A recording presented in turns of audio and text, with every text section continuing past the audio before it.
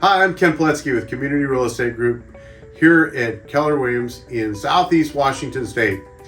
Our team has had a great year. 2023 has just ended, and we're here to tell you a little bit about the market from what was happened this last year and then what is going on this year.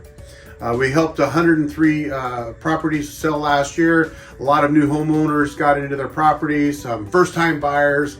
We even closed some investment and some commercial deals and some raw ground too for people to build their beautiful custom homes. So we participated with 103 of those transactions. We're super excited of what that year was looked like for us, and we're looking forward to 2024 even more. So anyway, the real estate market. Let's talk a little bit about that. There's lots of things that factor into what changes and goes on in the market and can influence it. Some of our biggest things that we're seeing right now is that interest rate has been influencing it. How does that influence it? Well, the buyer pool has shrunk, right? That's what happened in 2022 when the rates started to go up, and then it continued driving up, and in 2023 it shrunk the buyer pool even more. And you'll see here on the last slides that we talk about the sold properties, what that effect had in the entire market here in the Tri-Cities. We also know that political, we have an election year coming up, election cycle.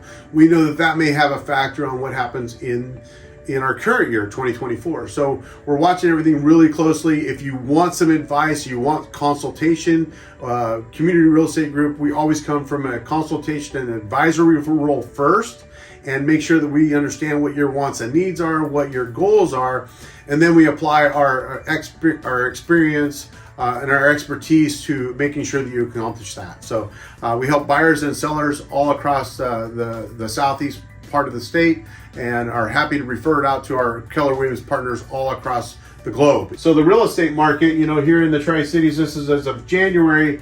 We're going to look at some current numbers, right? So in January 1st of this 2024 year, we started the inventory with 909 homes. That's quite a bit different than the 738 we started with in 2023, right? We have a lot more inventory, which is great for buyers, right? Why is it great? Because it gives you more selection.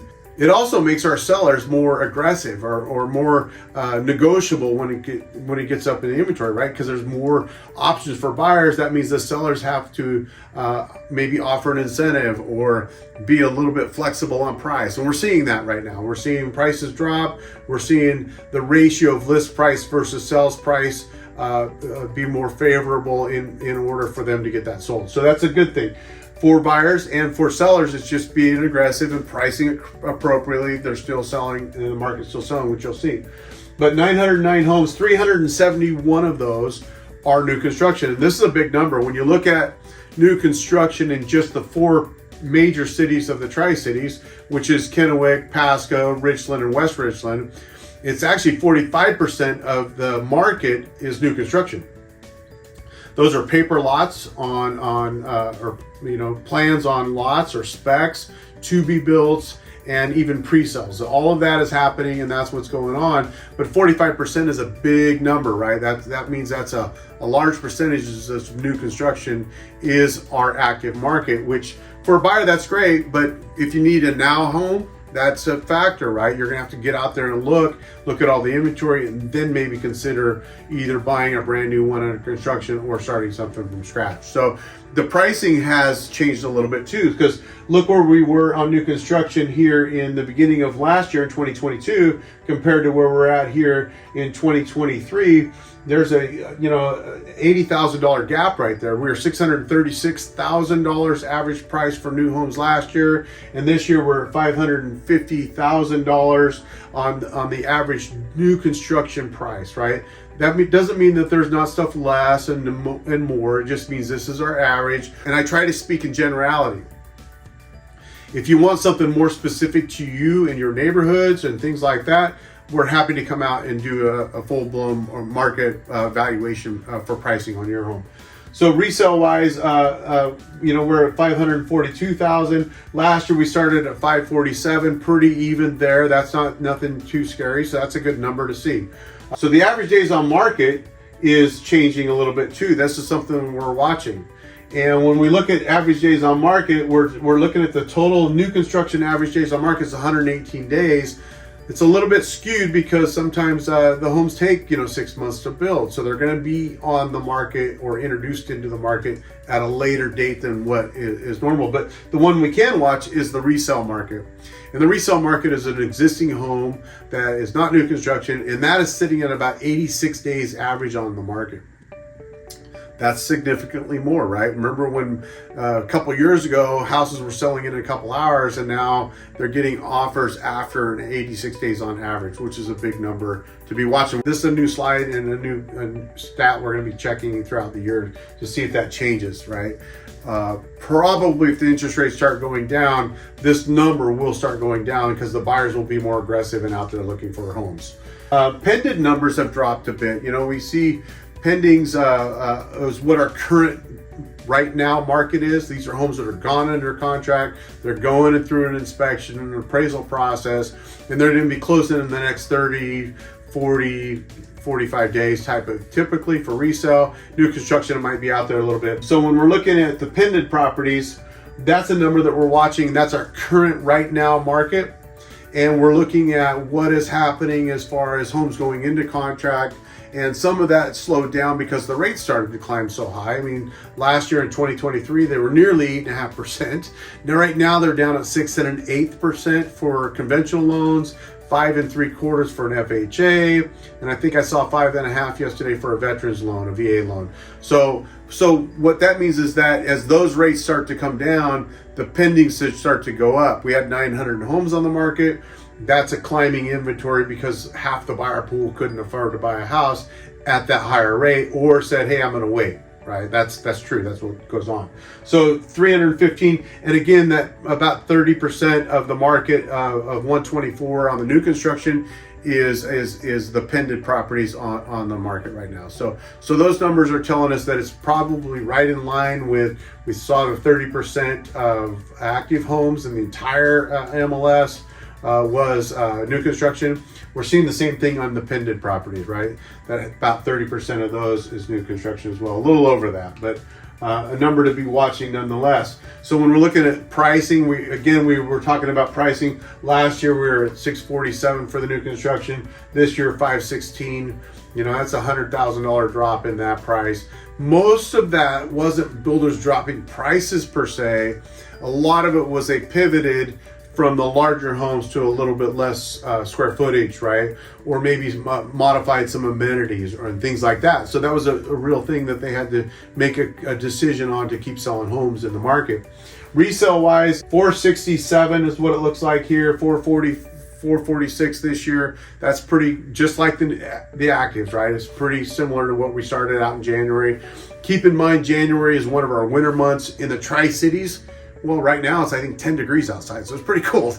But it can slow down. Luckily we haven't had snow and those types of things to completely stop the market. But we are seeing colder temperatures. We just came out of the holidays in December. That slowed the market down and such. So we're watching it from here. It should start to ramp up, and you'll see that on some other slides here in a minute. But average days on market for the pending properties, the new construction is only 45 days because a lot of those go in pending. Remember, when you're out driving around subdivisions and you have your agent with you and they're taking you around, only the things in the MLS is what they're aware of, but there's a lot of paper lots or a lot of other inventory that the builder might have that isn't hit the MLS yet. And so make sure you're asking your agents about that. That's a real deal. Now, the 57 for the resale days on market, that was different than that 86 of actives. These are pending properties.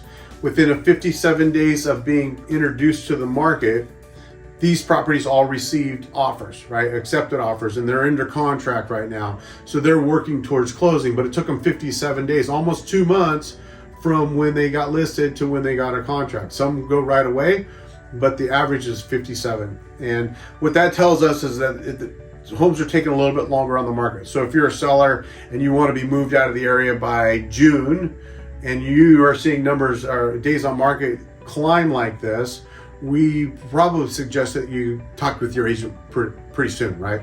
Get some strategy, get some things going on to where you're ready to get that sold.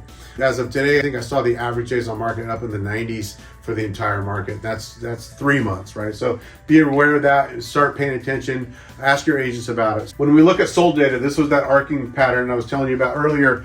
When we're looking at this sold data, we're looking at, peaks in the summers and then it kind of tails off when we get into the winter months. That's normal. That's not uncommon for real estate, especially in our area with our climate. That's just common. People pull off, said, I don't want to move till spring, but it's also a great time to be out shopping because there's less buyers out there and sellers might be a little bit more hungry to take an offer on their property. So anyway, in December, because we have to look at what last month's closings were, we closed 266 homes. And that's quite a bit of drop from our 386 that we peaked out in August. Now, when we're looking at what that means is that just means less homes sold. And we think that was a big factor of what the interest rates were doing as well. Because remember, these were under contract or closed in December. So they're probably likely put into contract in November, maybe even October, right? Only 75 of those were new construction. And so that's a number that looks like it's been in the 60s and 70s all year long per month that new construction has been closing. So that's kind of a straight flat line, trend line, if you would. When we look at sales price on the new construction and resale market year over year, we've been watching it completely. You can kind of see from the beginning of the year, the average sales prices were, higher, 600 for new construction, and we ended the year at 484. And then the resale has been pretty steady. Kind of what I mean by that is it's been a, kind of a flat line, not too much up and down. Keep in mind, new construction is a business. Those builders are selling properties as part of their business. So they had to pivot and drop pricing. Pricing had to be dropped mostly because of the interest rates changed and less buyer pools were out there. So buyers couldn't afford as much. And so builders had to modify either price or product. And a lot of builders chose to do product where they took maybe they were selling a 2,300 square foot house average. And this last year, they've dropped that down to an 1,800 or 1,500 square foot average, which again would lower that price, right? Makes sense? Our job here, or my goal here is to educate you on the market, to consult and advise, to be available to you if you have questions, so you can put those below. You can actually email me at ken@communityrealestategroup.com. You can call us at 509-420-4990. We will answer it, even if you leave it in the comments below. We hope you're subscribing because we're going to be doing more and more of these videos. Once a month, we will look at the month's report. We do a weekly report, much shorter video. I think we put that on Instagram or one of our other channels. But our hope is that we're educating our clients. We're keeping the public informed of what's going on right here in Tri-Cities. And to do that, we've been collecting data for a lot of years. And this next slide is going to show you kind of what it's been going on for since the last recession, which was in 2007. We only had 3,800 homes sell in 2007.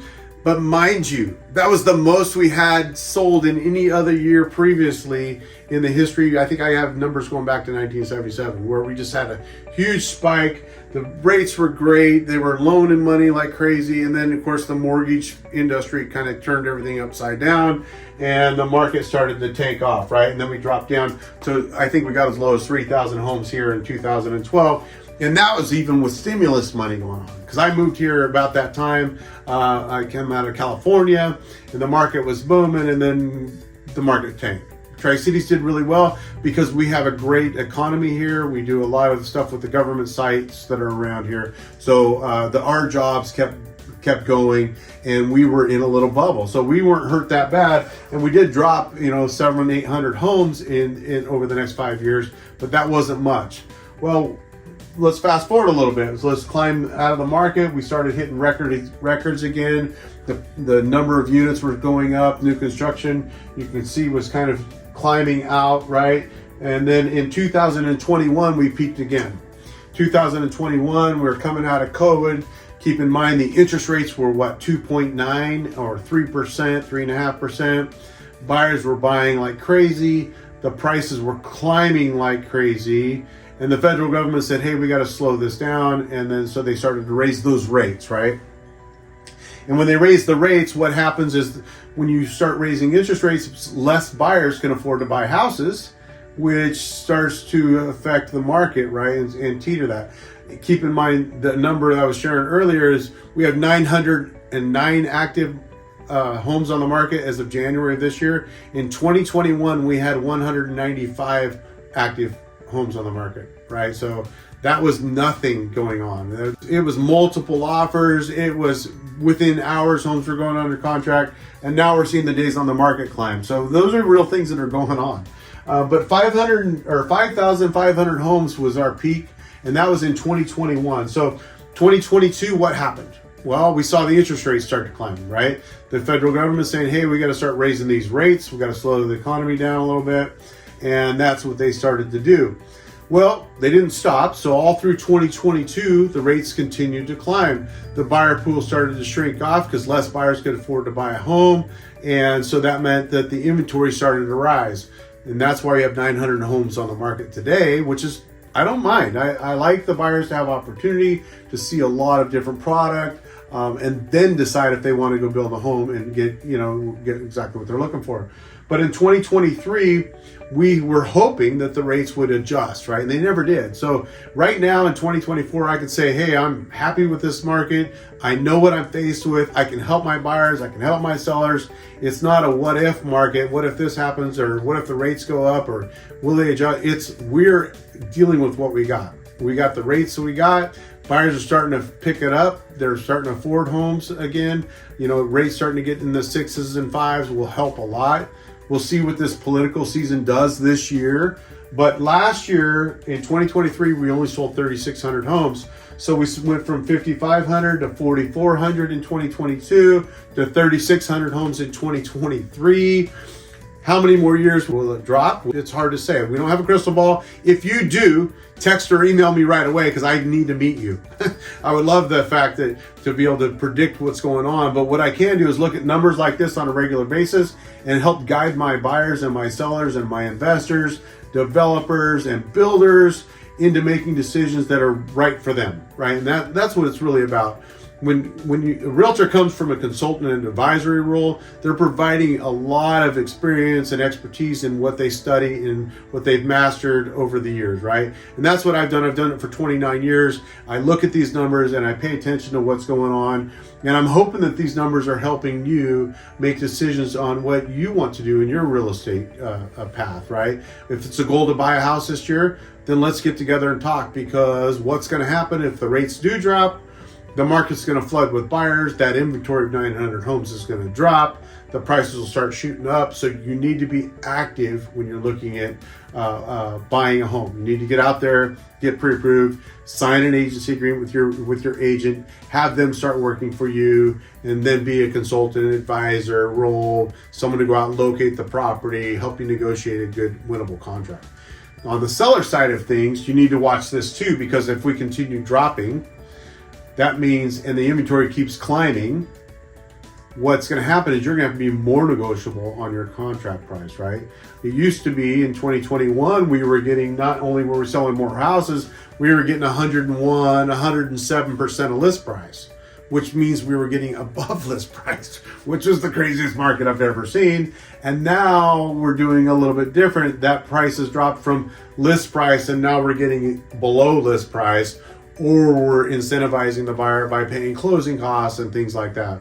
Lots of things are factoring in our market. It's always changing. It's one of the things I love about it. That's why I've been in it for so long. So I'm here to help. If you have any questions, you can subscribe to the channel. You can put comments below.